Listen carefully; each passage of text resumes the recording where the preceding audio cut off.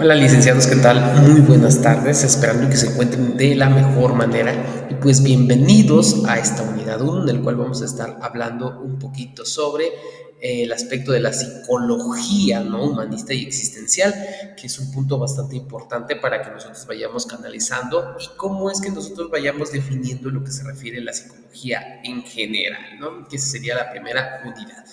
Pues para empezar, pues bueno, de cierta manera, la psicología humanista pues es conocida como uno de los puntos en el aspecto a la tercera fuerza de la psicología, que pues surge como contraposición de la tendencia de dominantes en puntos estratégicos, ¿no? En ese momento, por ejemplo, es decir, como una crítica de aspectos concretos basado entre el psicoanálisis y el conductismo.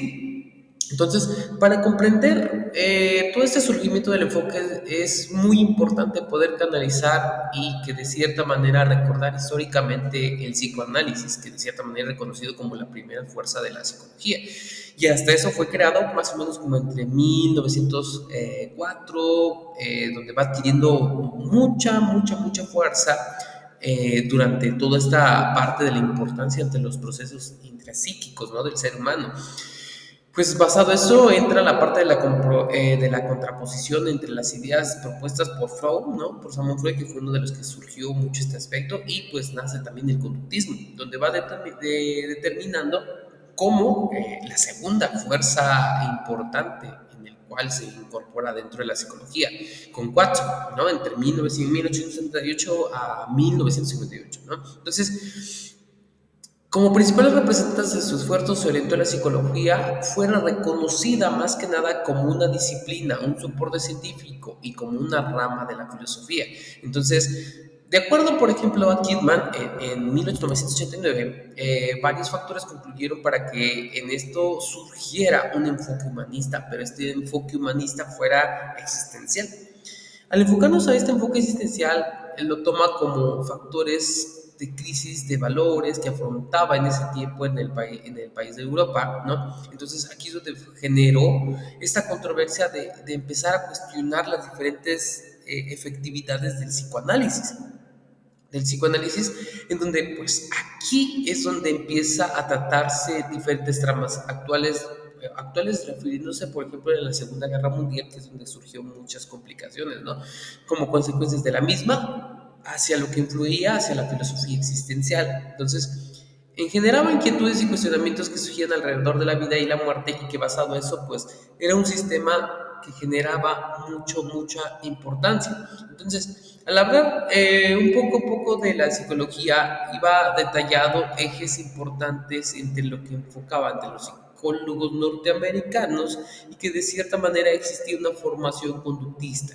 Empezaban a cuestionarse hacia la pertenencia a las teorías dominantes de la época y planteaban la relevancia, crear una perspectiva, ¿no?, de responder a necesidades psicológicas que las personas afrontaban.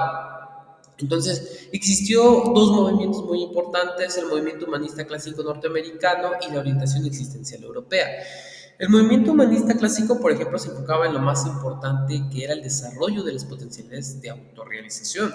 Se centraba en una conciencia de superación, de angustia, de encuentro o del aspecto de experiencias culminantes y que de cierta manera también lo tomaba como el ser humano en cuanto a lo que significaba el ser yo, ¿no? O sea, mi propio ser. Basado en la orientación existencial europea, manejaba otros puntos, por ejemplo, el interés principal de las limitaciones del ser humano, aceptación de preocupaciones en clases, angustia, aislamiento, separación, muerte, entre otros, y basado al ser humano como un ser, ¿no? Entonces, aquí es donde manejábamos todos estos puntos hacia el enfoque que se consolidaba y se iba conociendo como un punto en donde generaba y permitía el crecimiento y el avance del enfoque hasta la actualidad, que es basado en la parte de la psicología humanista.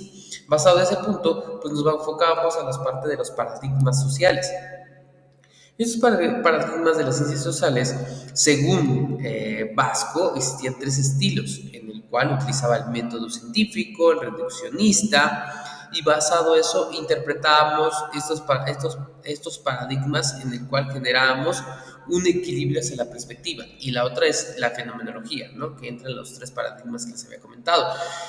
El método científico, por ejemplo, lo toma como un conjunto más que nada, de pasos reglados, ¿no? Un conjunto de pasos reglados que utiliza la ciencia para la ampliación de sus conocimientos.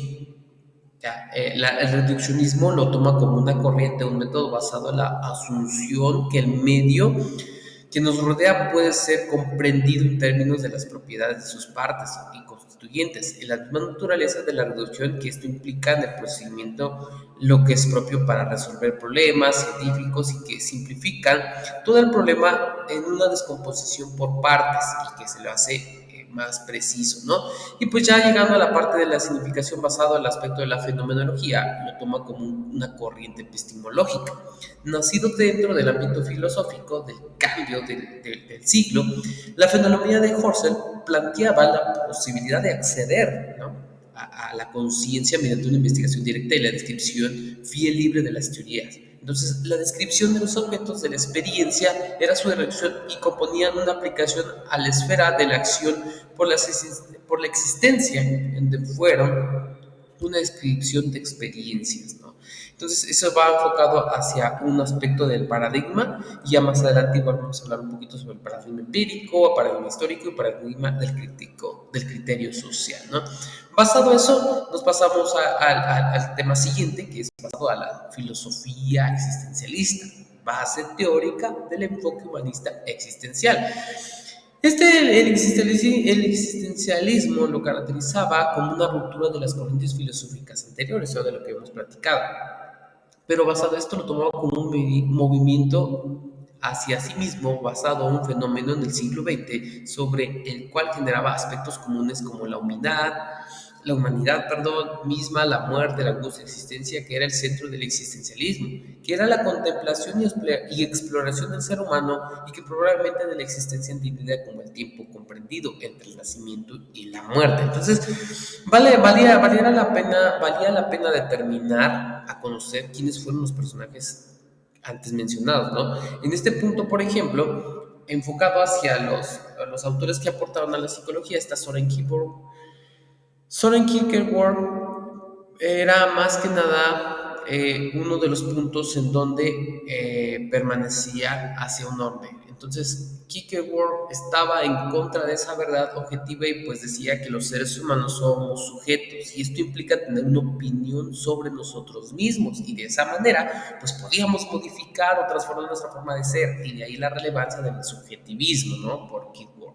¿no? Otro autor también muy importante es Friedrich Nietzsche, ¿no? La vida de Friedrich Nietzsche, en el cual estuvo marcada por una enfermedad, ¿no?, de dolores, en el cual amaba demasiado la vida. Entonces, de acuerdo con él, a su trabajo y a la crítica de los valores dominantes de la época, empezaba a tener como este punto de considerar toda la vida basada en una propuesta que afirmaba que deberíamos destruir los ídolos, que se vería reflejada en una polémica de afirmación, en donde pues era como esta parte de decir Dios está muerto, o sea, no identificaba. Entonces, manejaba una idea donde también se relacionaba Martin Heidegger. Martin Heidegger, en este caso, hablaba más sobre el aspecto en donde reaccionaba hacia los problemas importantes y que eran superados, sino por ser vividos, porque los grandes maestros aprendían de eso.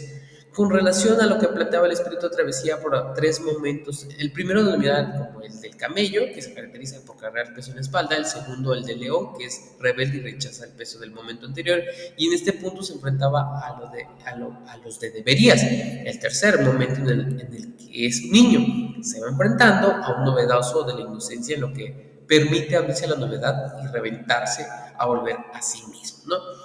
Pues bueno, este sería uno de los puntos. Ya en la siguiente clase pues vamos a hablar un poquito sobre Martin Buber, Gabriel Marcel, Jean-Paul Sartre, que también son esos autores que aportaron mucho a la psicología, ¿no?